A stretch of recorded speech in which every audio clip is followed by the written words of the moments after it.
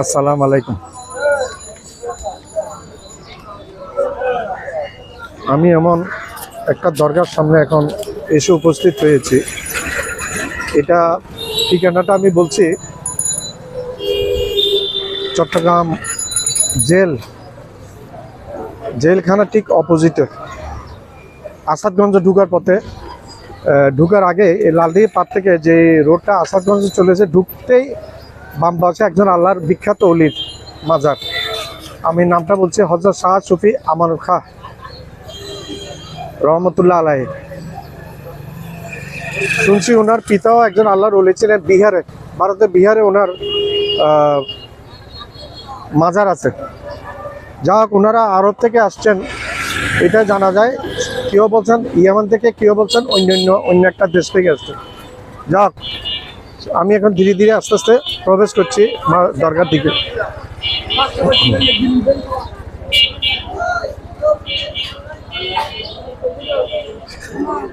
দরগার দিকে আমি যাচ্ছি, ভিতরে আস্তে আস্তে হেঁটে হেঁটে যাচ্ছি।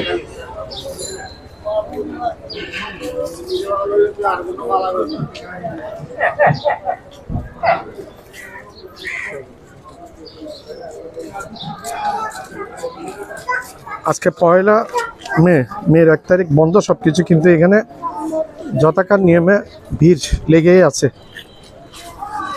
এখানে ভিড় লেগেই আছে। পয়লা মে তো ভিড় এখানে লেগেই আছে।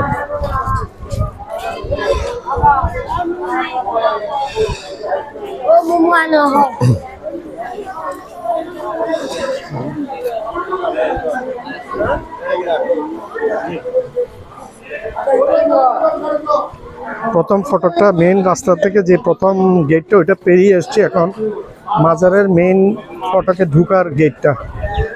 এখানে লেখা আছে মাহবুব রাব্বানি গাউসে সামদানি কুতুবে লাগবে গরিবের নামাজ হযরত শাহ সুফি আমানত খাঁ রহমতুল্লাহ আলাইহি।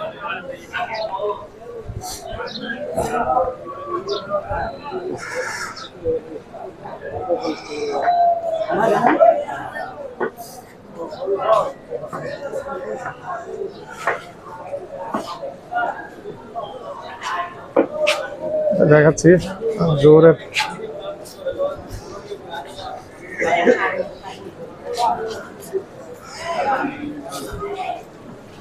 এটা অজুখানা, অজু এসে অজু করেন। নামাজ কেউ গিয়ে না? আচ্ছা, আমি মাজারের মেইন গেটটা দেখাচ্ছি। এটা মাজারের মেইন গেটটা।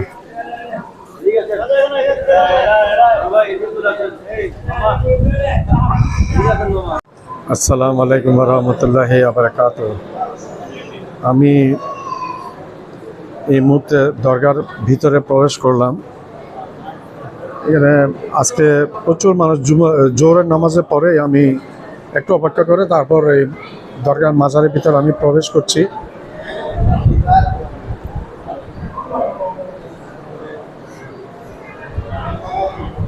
আমি ধীরে ধীরে ঢুকছি ভিতরে।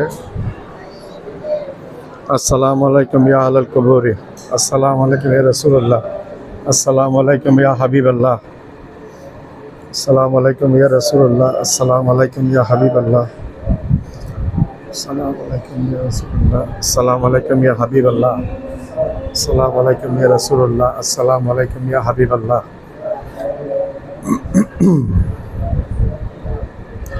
একজন নেক আল্লাহর ওলি, ওনার সম্মুখে আমি একজন গুনাহগার সাইফুর রহমান চৌধুরী,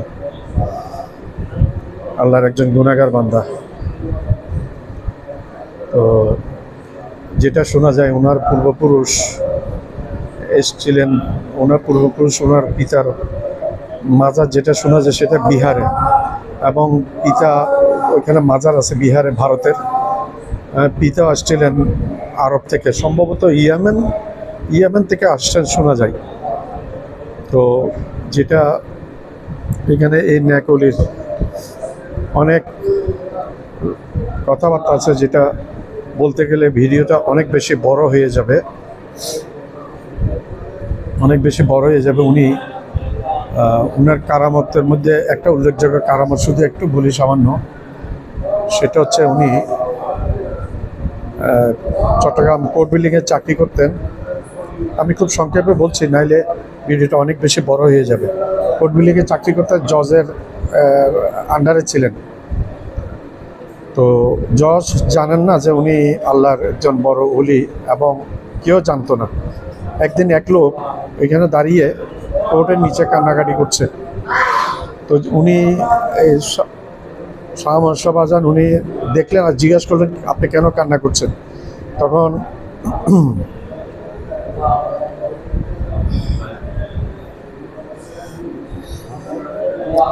তখন আমি একটু এদিকে এসে তারপর বর্ণনা করবো, একটা নিরিবিলিতে এসে কথাগুলো বলবো।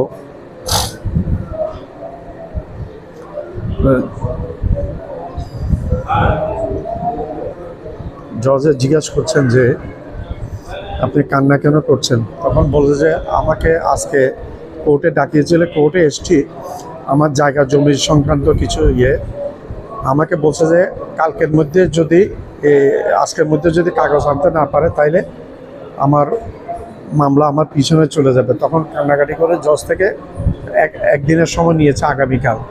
তখন ওই সময় 150-200 বছর আগের ঘটনা বলছি। তখন উনি